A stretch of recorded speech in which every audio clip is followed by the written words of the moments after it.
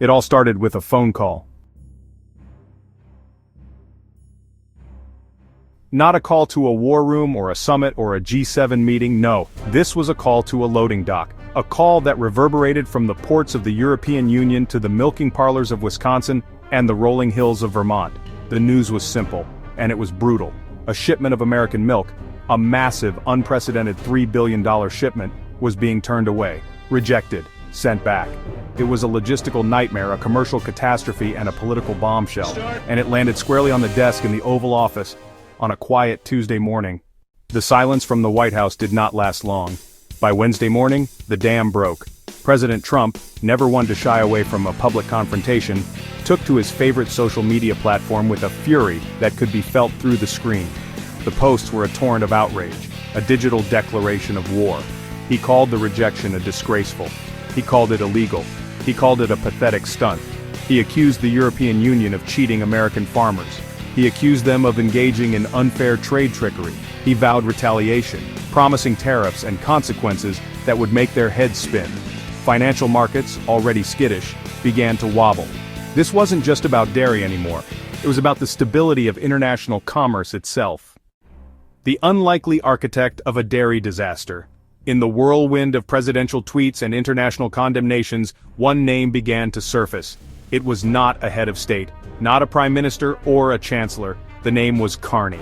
Ilara Carney. To most Americans, the name meant nothing. But within the labyrinthine halls of Brussels, she was the European Commissioner for Agricultural Integrity and Trade, a technically minded, famously stubborn Irish official, with a reputation for being a stickler for the rules. It was her signature, her recommendation, that had activated the obscure clause, and sent $3 billion of American milk sailing back across the Atlantic. Suddenly, this quiet bureaucrat was at the center of a geopolitical firestorm. Ilara Carney was, in many ways, the antithesis of Donald Trump.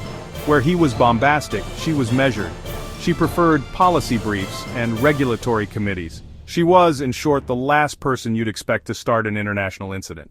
Far from the corridors of power. Far from the corridors of power, Washington, Brussels, the news hit like a physical blow. For America's dairy farmers, this wasn't about geopolitics or trade theory, it was about survival.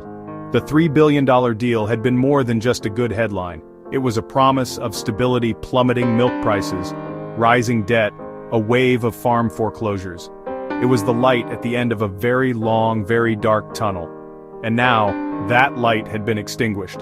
The shock quickly gave way to a cold, hard wave of despair that washed over the nation's dairy belt, upstate New York, Central California.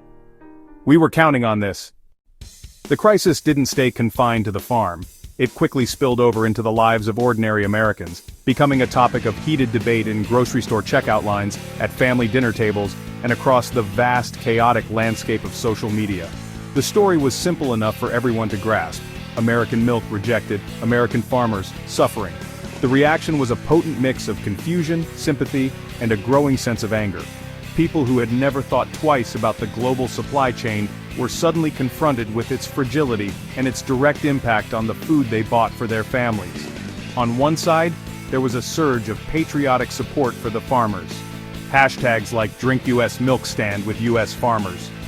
People posted pictures of themselves buying extra gallons of milk, even if they didn't need it, as a small act of solidarity. Local news channels ran segments featuring shoppers deliberately choosing domestic brands. There was a genuine grassroots outpouring of sympathy for the farmers. Inside the West Wing, the mood was one of controlled chaos. The milk crisis had blindsided an administration that prided itself on projecting strength and perpetual victory. This was an undeniable, very public defeat. The initial response of lashing out had played well with the base, but it did nothing to solve the underlying problem, a $3 billion hole, and a political promise that now looked embarrassingly hollow. The White House shifted from offense to defense, launching a multi-pronged campaign to control the narrative and mitigate the political damage. It was a full-court press to reframe the disaster. First, there was the blame game, amplified and refined. Administration officials fanned out across the cable news networks armed with talking points. The message was consistent. This was an orchestrated bad faith attack by the European Union, specifically designed to undermine President Trump ahead of the upcoming election cycle.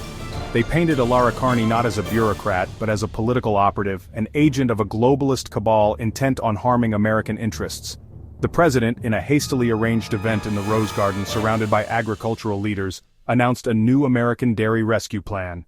To truly understand why $3 billion of milk was sent back across the ocean, you have to zoom out from the farms and the White House press room. You have to look at the global chessboard. This event did not happen in a vacuum. It was a single, dramatic move in a much larger and more complicated game of international trade and diplomacy that had been growing more contentious for years. The Trump administration's America First policy had systematically upended the post-war global order, replacing cooperation with confrontation and treaties with tariffs. The milk rejection was, in many ways, the world pushing back. By striking it down, the EU was sending a clear and powerful message. The old rules of engagement were over. They would not be bullied, and they were willing to use their own bureaucratic and regulatory power as a weapon. It allowed them to maintain that they were simply upholding their own laws, making it harder for the United States to challenge the decision at the World Trade Organization. It was a masterclass in strategic bureaucracy. The immediate crisis was in the dairy sector, but the economic shockwaves began to ripple outwards, touching industries and communities with nothing to do with farming. The American economy is a deeply interconnected system. A $3 billion disruption is like a large stone dropped into a calm pond. The ripples spread in every direction. Their full impact was only just beginning to be understood. This was more than a milk crisis. Cardboard for the cartons, plastic for the jugs, ink for the labels, diesel for the trucks. Packaging companies had ramped up production and hiring. Now they faced warehouses of pre-printed cartons and canceled orders. Trucking companies faced idle rigs and furious drivers. Ports saw scheduled work evaporate, affecting longshoremen and shipping agents. The financial sector felt the tremor. As the dust begins to settle, or rather, as the spilt milk begins to soak in, the question on everyone's mind is, what happens now? The immediate future for American farms and the Trump administration is fraught with peril and uncertainty. The path forward diverges into several possibilities, each with its own set of risks and rewards. One path is continued brinkmanship. President Trump could double down on his aggressive rhetoric and follow through on threats of massive retaliatory tariffs against the European Union. That would plunge the US and the EU into a full-scale trade war, potentially triggering a global recession. It would play well with his most ardent supporters but inflict immense pain on American consumers. Another path is the bailout. The administration could push the American dairy rescue plan, pouring billions of federal dollars into the agricultural sector.